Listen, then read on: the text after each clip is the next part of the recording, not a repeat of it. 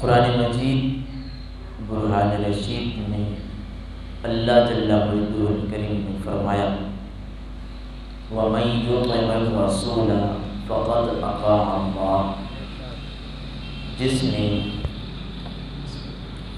رسول محترم صلی اللہ علیہ وآلہ وسلم کی اطاعت کی، تحقیق اس نے اللہ کی اطاعت کی۔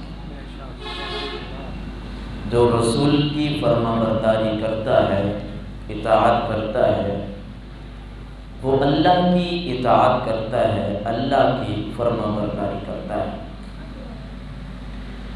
گویا اس آیت بینہ میں رب تعالی نے اپنے پیارے حبیب کی اتباع کو اپنی اتباع قرار دیا ہے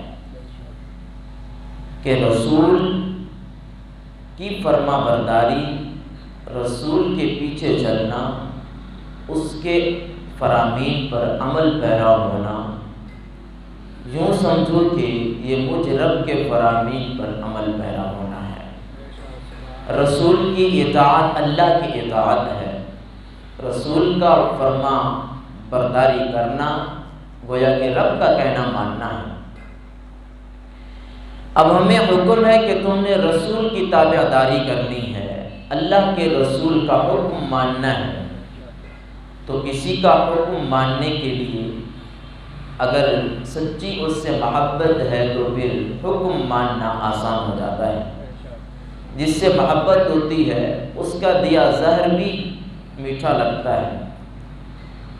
تو فرمایا تم سے تو ہم نے بڑے بڑے کام لینے ہیں، تمہاری نیند کے اوقات میں ہم نے نمازیں رکھنی ہیں، تمہاری حالت مرض میں بھی ہم نے تمہیں نماز کا حکم دینا ہے، کڑکتی دھوپ میں اور شدت کی گرمی کے موسم میں پورے مہینے کو ہم نے رمضان کی صورت میں تمہارے پاس بھیج کر روزے رکھوانے ہیں، تم سے تو بڑے بڑے کام ہم نے کروانے ہیں۔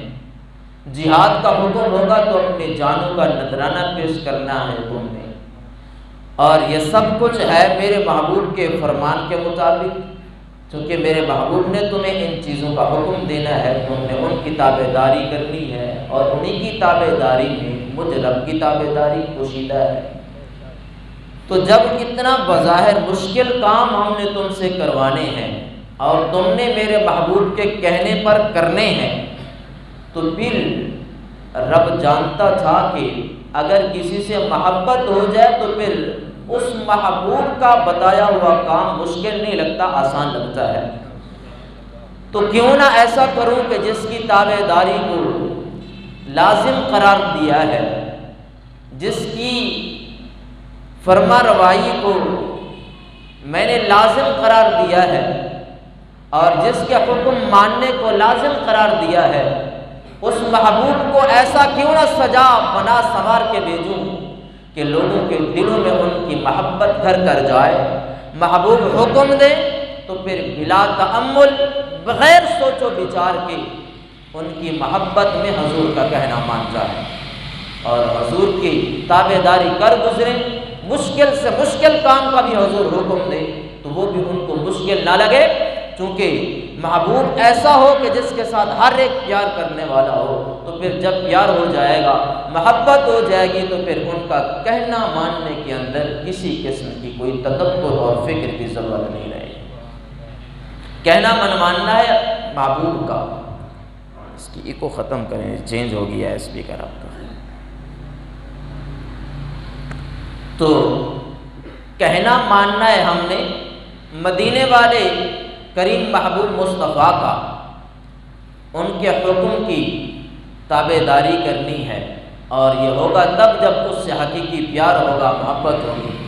پھر محبت کے لیے کچھ چیزیں ضروری ہوتی ہیں۔ کسی کا آپ پر بہت بڑا احسان ہو، بڑی مصیبت سے آپ کو بچایا ہو، آپ کے ساتھ کسی معاملے کے اندر بھرپور تعاون کیا ہو، ساری زندگی میں اور آپ اس کے گن گاتے رہتے ہیں اور اس کے نغمے الاپتے ہیں، اس کی تعریف میں رطب اللسان رہتے ہیں کہ یہ ہمارا محسن ہے۔ اس سے نہ چاہتے ہوئے بھی محبت ہو جاتی ہے۔ اور کسی کا چہرہ اتنا حسین ہو جو ایک بار دیکھے دل دے بیٹھے، تو اس سے بھی محبت ہو جاتی ہے حسن کی وجہ سے۔ یا پھر کسی کا منصب بہت اعلیٰ ہے، مرتبہ بہت اعلیٰ ہے، اس کی ڈگری بہت بڑی ہے، اس سے بھی انسان کو فطری طور پر محبت ہو جاتی ہے۔ ارے جن جن چیزوں کی وجہ سے کسی کو کسی سے محبت ہو سکتی تھی، اللہ نے وہ ساری چیزیں جمع کر کے وجود مصطفیٰ میں رکھ دی ہیں، اور ہر ایک کے لیے حکم ہے، ارے اگر کسی کو حسن پسند ہے تو آ جائے در مصطفیٰ پہ۔ ایسا حسین کسی کو سجایا نہیں ہے، ایسا حسین کسی کو بنایا نہیں ہے۔ ان کی زلف واللیل کو دیکھو گے تو مستانے ہو جاؤ گے، ان کی زلف عنبری کو دیکھو گے تو مستانے ہو جاؤ گے، ان کے رخ والضحیٰ کو دیکھو گے تو مستانے ہو جاؤ گے، ان کی مبارک چال ٹور کو دیکھو گے تو دیوانے ہو جاؤ گے، میرے آقا کے لبہائے مبارک سے نکلنے والے پیار بھرے جملے سنو گے تو دیوانے ہو جاؤ گے۔ ارے اگر حسن کی بات کرتے ہو تو آؤ چلے آؤ در مصطفیٰ پر، اس جیسا حسین نہ پہلے بنایا تھا نہ بعد میں بنانے کا کوئی پروگرام ہے۔ تو فرمایا ایسے حسین کا پھر کہنا کیوں نہیں مانتے ہو، ایسے حسین کی تابع داری کیوں نہیں کرتے ہو؟ فرمایا حسن کی وجہ سے اگر کسی کو کسی سے پیار ہوتا ہے تو پھر ہم نے سارے حسن جو علیحدہ علیحدہ کسی کو تقسیم کر کے دیے ہوئے تھے، کسی کو آنکھیں دی تھی تو کمال کی دی تھی، کسی کو چال دی تھی تو مور جیسی دی تھی، کسی کی گردن سراہی جیسی بنا دی تھی، کسی کے لب اس کے ہونٹ پنکھڑیوں جیسے بنا دیے تھے، کسی کا رنگ سونا بنا دیا تھا، اور کسی کی آواز بلبل جیسی بنا دی تھی۔ ارے یہ سارا حسن انفرادی طور پر میں نے اپنی مخلوق کے مختلف چیزوں کے اندر رکھ دیا تھا، لیکن پھر ایک وجود ایسا بنایا ہے، سارے حسن جمع کر کے اسی ایک وجود کے اندر رکھ دیے ہیں، ایک ہی وجود میں رکھ دیے ہیں۔ اب اگر تم حسین آنکھوں والوں کا کہنا مانتے ہو تو پھر آؤ حسین آنکھیں ہم تمہیں دکھاتے ہیں، حسین لبوں والوں کا کہنا مانتے ہو تو آؤ ہم حسین لبوں والے تمہیں دکھاتے ہیں، حسین چال والے کا کہنا مانتے ہو تو آؤ ہم حسین چال والے تمہیں دکھاتے ہیں۔ ارے اپنے تو اپنے، اگر اس محبوب کی بارگاہ میں دشمن بھی آ جائیں تو اخلاق ایسے کریمانہ ہیں چادریں اتار کے بچھا دیتے ہیں۔ تو کسی طرح آؤ تو صحیح میرے محبوب کے در پر، میرے محبوب کی باتیں تو سنو، پھر دیکھو کہ ان کے ساتھ تمہیں پیار ہو جاتا ہے یا نہیں۔ جب پیار ہوگا تو پھر کہنا ماننے میں کوئی تحمل نہیں کرو گے، پھر کہنا ماننے کے اندر تمہیں سوچ و بچار نہیں کرنا پڑے گا، اس محبوب کی ادائیں ہم ایسی رکھیں گے کہ پھر کہنا ماننے کو دل کرے گا۔ اگر تم ہو میرے بندے اور کلمہ میرا پڑھتے ہو، گن میرے محبوب کے گاتے ہو، پھر کہنا نہیں مانتے تو سمجھ لو تم پکے مسلمان بھی نہیں ہوئے، پھر تم نے میرے محبوب کا ابھی تک حسن نہیں دیکھا ہے، میرے محبوب کی سیرت پڑھی اور سنی نہیں ہے، میرے محبوب کے خصائل اور کمالات ابھی دیکھے نہیں ہیں۔ اگر دیکھ لیتے تو پھر دل دے بیٹھتے، پھر اس حسن کے لیے اپنی جانوں کا نذرانہ پیش کر دیتے۔ ارے دیکھتے نہیں ہو، ایک یہودی ہے، حضور کا دشمن ہے، اور اس کے گھر میں اس کا ایک ہی اکلوتا بچہ ہے، بیٹا ہے، جوانی کی دہلیز پہ قدم رکھنے والا ہے، اور نازوں میں پلا ہوا بچہ ہے، انتہائی حسین و جمیل خوبصورت صحت مند بچہ ہے۔ ایک دن اس کا باپ اپنے اس بچے کو کسی کام کے لیے بازار میں بھیجتا ہے، اے جا بیٹے فلاں سودا لے کے آ۔ اب وہ بچہ مدینے کی گلیوں سے ہوتا ہوا بازار میں جا رہا ہے، لیکن اس بچے کی قسمت انگڑائی لیتی ہے اور مقدر کا ستارہ عروج پہ پہنچتا ہے۔ کیا دیکھتا ہے؟ مسجد نبوی شریف ہے، چند لوگ جمع ہیں، کھڑکی سے سر اندر ڈال کے دیکھتا ہے تو کمرے والے محبوب جلوہ افروز ہیں۔ ارے رخ والضحیٰ پہ نظر پڑتی ہے، جمال جہاں آرام دل دے بیٹھتا ہے، زلف حبیب کا اسیر ہو جاتا ہے، اور حضور کی محبت میں وارفتہ ہو جاتا ہے اور گرفت ہو جاتا ہے۔ لیکن پیچھے باپ کا حکم بھی یاد آتا ہے کہ ہوں تو ایک یہودی کا بیٹا اور میرا باپ اس کا دشمن ہے، جو کہ صحابہ کے جھرمٹ میں بیٹھا ہے، اس کا میرا باپ دشمن ہے، لہٰذا اپنے ابو کے بتائے ہوئے کام کی طرف چلا جاؤں۔ پھر دل میں خیال آیا اگر باپ کو پتہ چل گیا تو پھر مجھ پہ پابندیاں عائد کرے گا، پھر مجھے اس چہرے کو دیکھنے کا کبھی موقع نہیں دے گا، کیوں نہ ہو آج سارا دن اسی رخ کو ہی دیکھتا چلا جاؤں۔ اسی مکڑے کو ہی تکتا رہوں، پھر وہیں پہ رک جاتا ہے اور شرم کے مارے اندر نہیں جاتا کہ کہیں وہ محبوب باہر نہ نکال دے کہ تو ہمارے دشمن کا بیٹا ہے۔ ارے جانتا نہیں تھا سیرت مصطفیٰ کو کہ یہاں پر دشمنوں کو بھی نہیں دھتکارا جاتا، گلے لگایا جاتا ہے، لیکن اپنے انداز ہوتے ہیں محبوبوں کے بھی، اپنے آپ کو باہر کھڑا کرتا ہے، سر اندر ڈال کر اور اپنی دونوں انگلیاں اپنی آنکھوں کے سامنے رکھ کر اپنے آپ کو چھپا کر صرف آنکھوں سے میرے آقا کے جلوے دیکھ رہا ہے، میرے آقا کے رخ انور کو تک رہا ہے۔ شام ہو جاتی ہے، سودا بھول گیا اور وقت دیکھا تو مغرب کا ٹائم ہونے والا ہے، فوراً گھر کی طرف بھاگتا ہے اور باپ انتظار میں ہے، گلیوں میں اس کو دیکھ رہا ہے۔ جب باپ نے بیٹے کو دیکھا تو غصے سے بولا، ارے بیٹا تجھے سودا لینے کے لیے بھیجا تھا، اتنا دیر کر کے آیا ہے، شام ہو گئی ہے، کیا سودا لے آیا ہے؟ ابو جی لے آیا ہوں۔ کہاں ہے دکھا؟ باپ بڑا غصے ہوا، ایک تو لیٹ آ رہا ہے اور دوسرا میرے سامنے جھوٹ بھی بول رہا ہے، کہاں گزارا ہے سارا دن، سچ سچ بتا۔ اب کہتا ہے بابا جی سودا لینے کے لیے بھیجا تھا نا، سودا لے آیا ہوں، لیکن جو آپ نے بھیجا تھا جس سودے کے لیے وہ نہیں ملا، کچھ اور سودا مل گیا ہے۔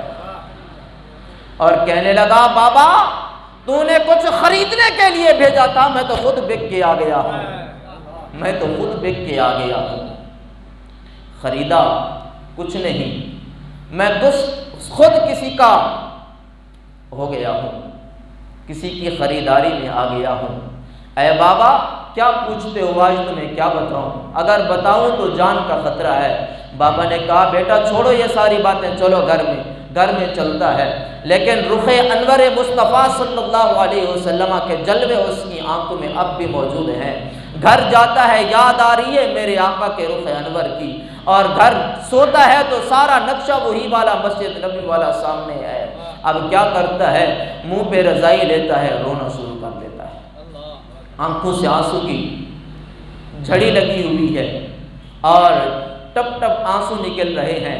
یاد مصطفیٰ میں، ہجر و فراق مصطفیٰ میں دل تڑپ رہا ہے اور زار و قطار روئے جا رہا ہے۔ ایک دن گزرا، 2 دن گزرے، باپ پوچھتا ہے بیٹا کیا ہو گیا ہے؟ ابا جی کچھ نہیں ہوا، بس نہ پوچھیں کیا ہوا ہے، علاج معالجہ کرائے، لیکن محبت کا علاج کون جانے۔ ارے محبت کا علاج تو محبوب کا دیدار ہی ہوا کرتا ہے۔ باپ کو بتاتا نہیں ہے کہ اندر کیا ماجرا کیا ہے، اندر کی کہانی کیا ہے۔ باپ علاج کرتا ہے تو جسم کا کرتا ہے، ارے روح تک کس ڈاکٹر کی رسائی ہو تو روح کا بھی علاج کرے۔ لیکن ایک دن گزرتا ہے، 2 3 4 5 دن گزرے، نہ کچھ کھاتا ہے بچہ، نہ پیتا ہے، لاغر کمزور ہو گیا ہے اور سوکھی لکڑی کی طرح ہلکا پھلکا ہو گیا ہے، بستر مرض پہ آ گیا ہے۔ اب باپ قریب آتا ہے، بیٹا تیرے مرض کا کسی ڈاکٹر کے پاس علاج نہیں ہے، سارے طبیب چھان مارے ہیں اور بڑے بڑے علاج کرائے، لیکن لگتا ہے تیرا آخری وقت قریب ہے۔ اے بچے میں تیرا مشفق باپ ہوں، تو بتا تیری کی آخری خواہش بھی ہے، آخری خواہش بھی ہے۔ اب بچے نے آنکھیں کھولی، کہتا ہے بابا جب پوچھ ہی لیا ہے تو پھر ایک وعدہ کرو۔ بابا وعدہ کرو، بیٹا پوچھ کیا پوچھنا چاہتا ہے، لے وعدہ کیا لینا چاہتا ہے۔ کہا ابا جی آخری وقت میں دشمن بھی آرزویں پوری کر دیتے ہیں، آپ تو میرے مشفق باپ ہیں، اگر ایک بات کہوں تو پوری کرو گے؟ کہا بیٹا کہو تو ستارے بھی توڑ کے لا سکتا ہوں، تمہارے لیے کیا کچھ نہیں کر سکتا، میری جان ہو اور اکلوتے بچے ہو، سب کچھ تمہارے لیے نثار ہے، بتاؤ کیا چاہیے۔ کہنے لگے کہ جس نبی کی ساری زندگی بغض میں گزاری ہے تم نے اور جس کے خلاف تم زبان درازی کرتے تھے، میں انہی کی زلف عنبری کا اسیر ہو چکا ہوں۔ اگر میری آخری خواہش پوری کرنا چاہتے ہو تو جاؤ در مصطفیٰ پہ اور انہیں جا کے میرا سلام اور پیغام بھی دو اور انہیں کہو تمہارا ایک دیوانہ تمہاری یاد میں تڑپ رہا ہے، تمہارا ایک دیوانہ ہے، تمہاری محبتوں میں دل دے بیٹھا ہے اور تمہارا رخ انور دیکھے اس کے لیے جینا بڑا مشکل اور دشوار ہو گیا ہے۔ اب مرتا کیا نہ کرتا، اب باپ تھا ادھر بیٹا تھا، پھر وعدہ بھی کر چکا ہے، آتا ہے میرے آقا کے دروازے پر اور حضور جو فرش زمین پہ بیٹھ کر عرش بری کی خبریں دینے والے ہیں، بھلا اس ان محبوبوں کے سامنے اس یہودی کے دل کی چھپی بات کب چھپی رہ سکتی تھی؟ میرے آقا نے جان لیا کس حال سے آ رہا ہے اور اس کے دل میں کیا چیز پوشیدہ ہے۔ حضور نے صحابہ سے کہا آج کہیں جانا ہے، جلدی تیار ہو جاؤ۔ اس کے آنے سے پہلے فرما دیتے ہیں صحابہ تیار ہو، آج کہیں جانا ہے۔ وہ یہودی حضور کی دہلیز پہ آتا ہے اور کہتا ہے کہ میرا ایک بچہ ہے جو تمہارے نام الاپتا ہے، تمہارے نغمے سناتا ہے، تمہارے گن گاتا ہے، وقت اخیری ہے، حالت مرگ میں پڑا ہے، روح قبض انصری سے پرواز کرنے والی ہے، آنکھیں بند ہو چکی ہیں۔ آخری فرمائش اس نے یہ کی کہ مجھے محبوب کا دیدار کرایا جائے۔ جب میرے آقا نے اس کی یہ عشق بری داستان سنی تو پھر یہ محبوب کسی کو تڑپایا نہیں کرتے ہیں، یہ اپنے عاشق کو رلایا نہیں کرتے ہیں۔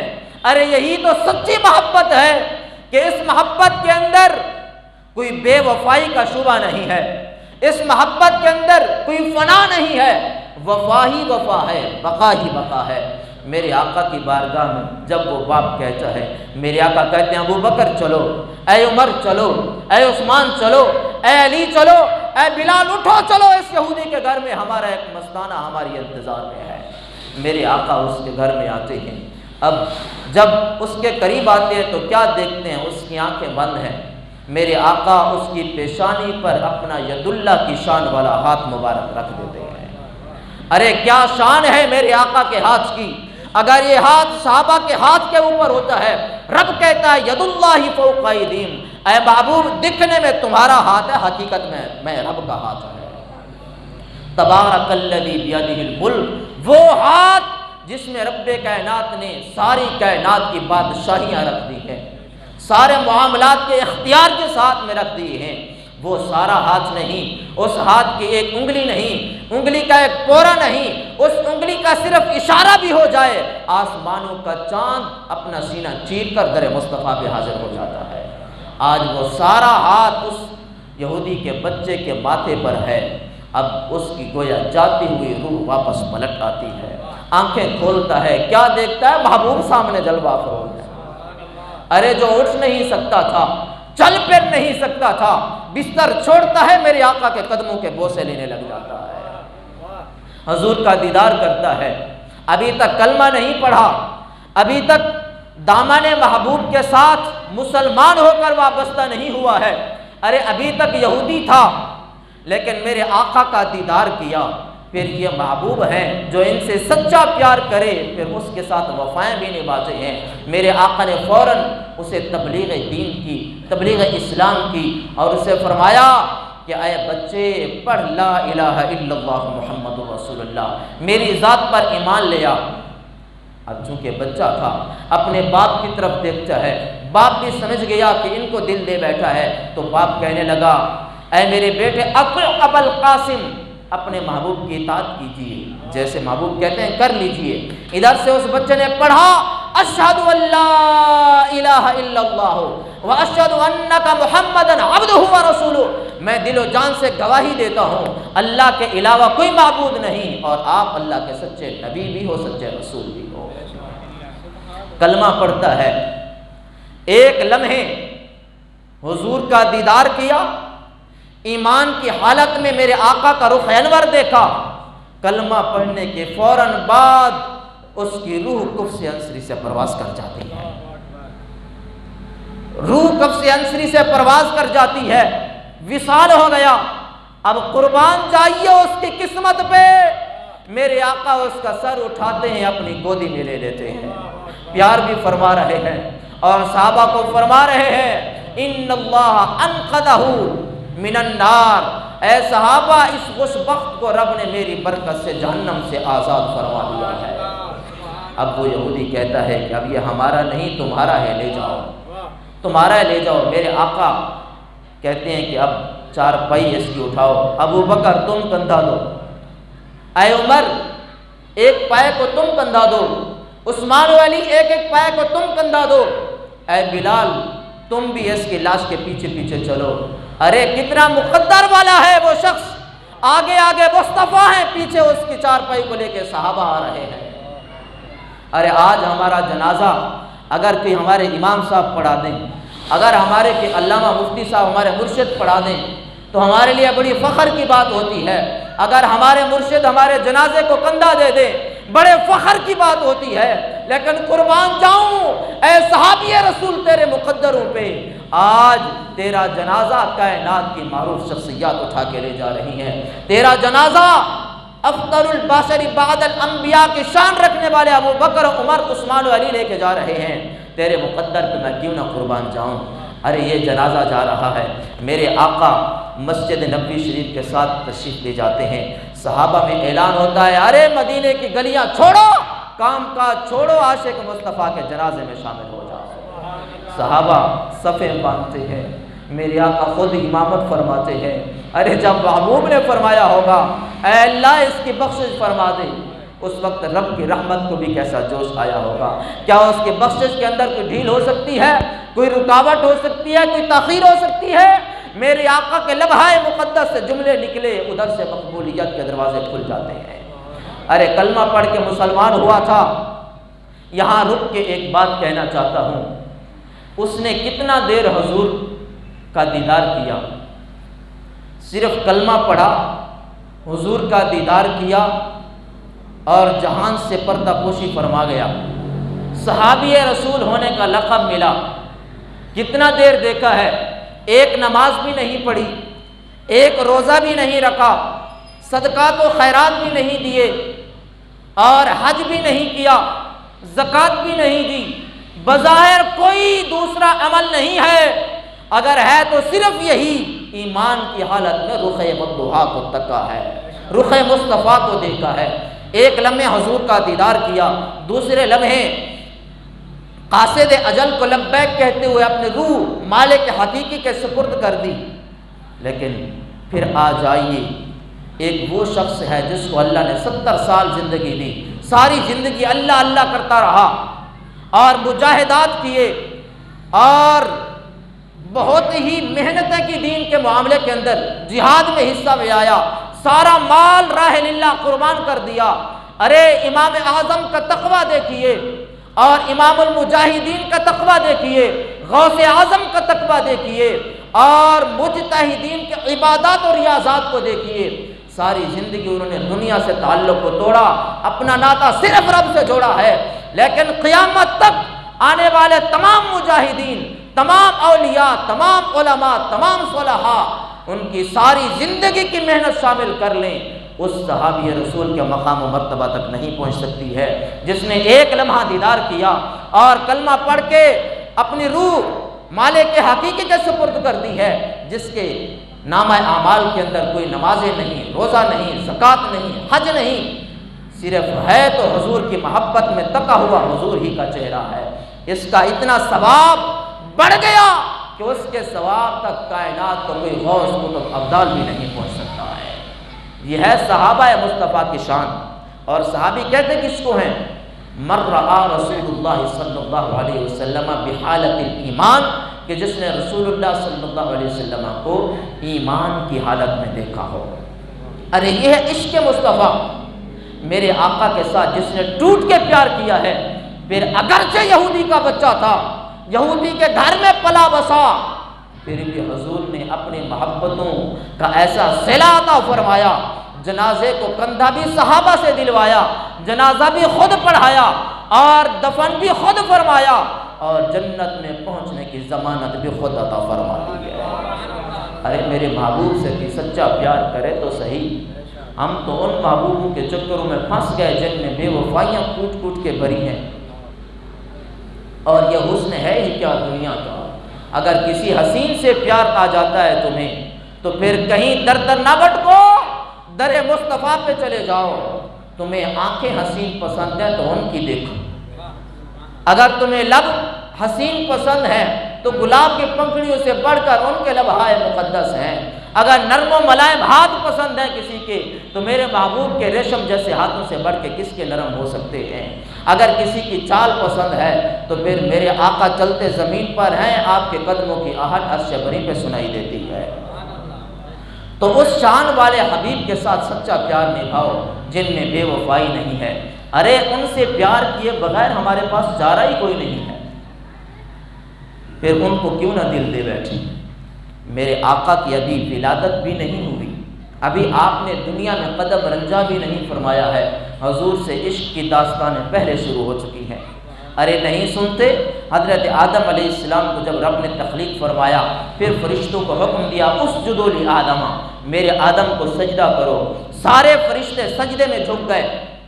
حضرت آدم علیہ السلام نے عرض کی باری تعالیٰ مجھے مٹی سے تخلیق کیا، پھر سجدہ کس وجہ سے کرایا؟ تیری نوری مخلوق میرے سامنے سجدہ ریز ہے۔ تو علماء نے لکھا ہے کہ بتایا گیا آدم علیہ السلام کو کہ آدم تیری پیشانی کے اندر ہم نے اپنے حبیب کا نور رکھ دیا ہے، اس نور کی وجہ سے فرشتوں نے تمہیں سجدہ کیا ہے۔ پھر عشق بڑھا آدم علیہ السلام کا کہ یا باری تعالیٰ اس نور مصطفیٰ کی زیارت مجھے بھی عطا فرما دے۔ توجہ ہے جناب؟ اس نور کی زیارت، میں بھی اس نور کا دیوانہ ہوں، میں بھی اس نور کا دیکھنے کا محتاج ہوں، میں بھی اس نور کا عاشق ہوں، مجھے اس نور کے جلوے دکھا دے۔ پھر رب تعالیٰ نے وہ نور پیشانی سے نکال کر حضرت آدم علیہ السلام کے انگوٹھوں کے ناخنوں کے اندر رکھ دیا، فرط محبت میں اس نور کو چوم کر آنکھوں پہ لگایا۔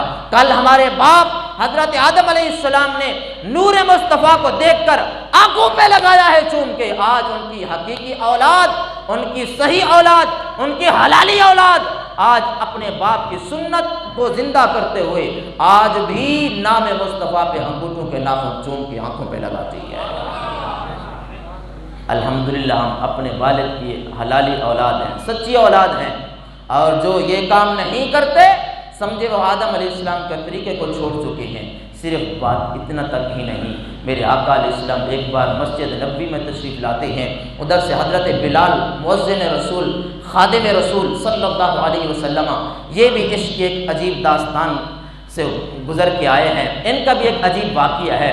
حضور مسجد میں آتے ہیں تو سیدنا بلال حبشی آپ ایک منارے میں چڑھ جاتے ہیں، وہاں پر اذان سناتے ہیں، اللہ اکبر اللہ اکبر، اذان کہتے کہتے جب پہنچتے ہیں اشہد ان محمد الرسول اللہ پہ، ادھر سیدنا ابوبکر صدیق مسجد میں جلوہ افروز ہیں، جب اشہد ان محمدن لفظ محمد سنتے ہیں تو حضرت سیدنا صدیق اکبر اپنے انگوٹھوں کے ناخن چومتے ہیں، آنکھوں پہ لگاتے ہیں، پڑھتے ہیں قرۃ عینی بک یا رسول اللہ، اے پیارے مصطفیٰ تمہارا نام سن کر ہمارا سینہ ٹھنڈا ہو جاتا ہے، ہماری آنکھیں ٹھنڈی ہو جاتی ہیں۔